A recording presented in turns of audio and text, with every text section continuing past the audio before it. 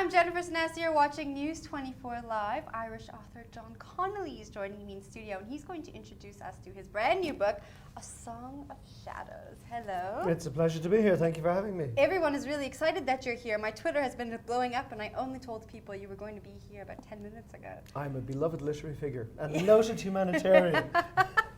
Now, this is the 13th installment in the Charlie Parker series. Yeah, 40. So I kind of get around to Unlucky 13 because I wrote a novella, so it's technically 14. But I think, yeah, so I can have it both ways. Yeah, you can actually. Yeah. I'm just going to start telling people it's 14. You tell people it's 14, that's right.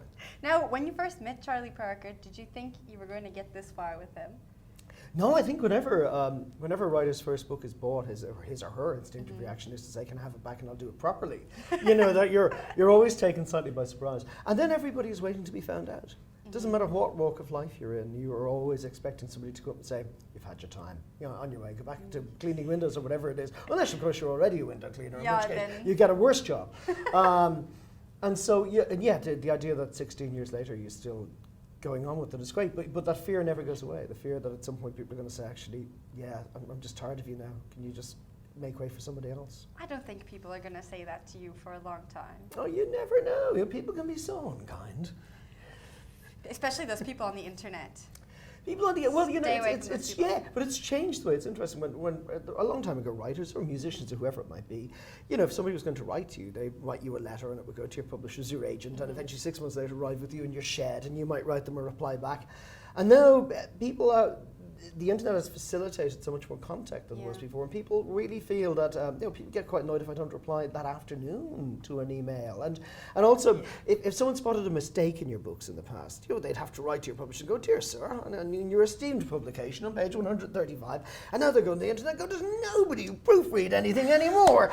And it's wrong with your editor? Exactly, for crying out loud, I've just paid £9 for your book. Can't you spell the word there right? People get, and we do things, because the internet makes it so easy now. We say things we would never say to a person to their face. It's made us quite rude, you know. And eventually, I think there'll be a lashback. I think, and you'll find people being scrupulously polite. It hasn't happened yet. No, I think it's going to take It may a take while a little while. to get there. Yeah. Now, introduce us to Charlie's adventure in this book. It's a little bit different than the ones that we're used to. So why don't you tell us?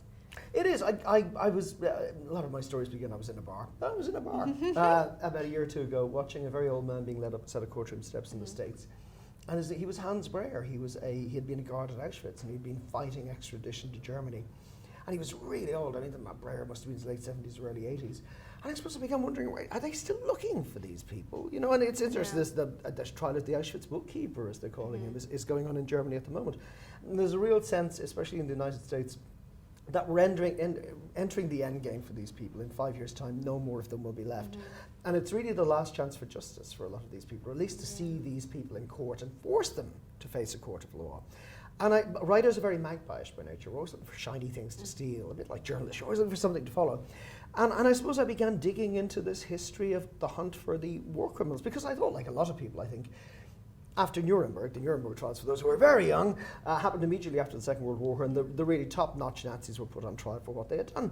And then I assumed that the net got smaller, the mesh got smaller, and they began trapping smaller and smaller fish. But actually, for nearly 35 years, nobody cared.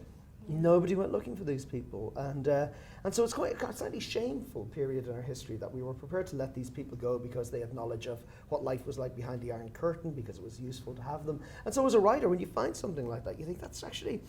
That says something about us as human beings. It's about justice and compassion and responsibility and redemption, perhaps. And those are all themes that occur very naturally in crime fiction, I think.